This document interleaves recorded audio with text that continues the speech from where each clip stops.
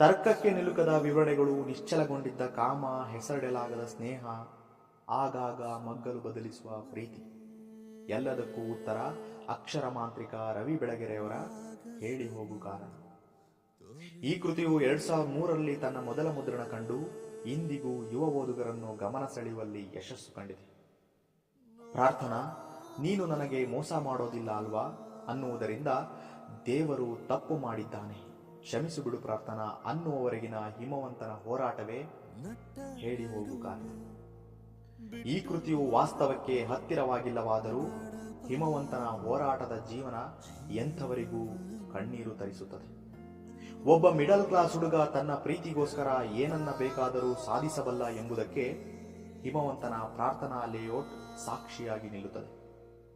ಊರ್ಮಿಳೆಯಂತ ಚಂಚಲದ ಹುಡುಗಿ ಹಿಮವಂತನ ಪ್ರಭಾವಕ್ಕೆ ಒಳಗಾಗಿ ಈ ಕೃತಿಯನ್ನು ಓದಿ ಮುಗಿಸಿದ ನಂತರವೂ ಮರೆಯಲಾಗದ ಪಾತ್ರವಾಗಿ ಕಾಡುತ್ತಾಳೆ.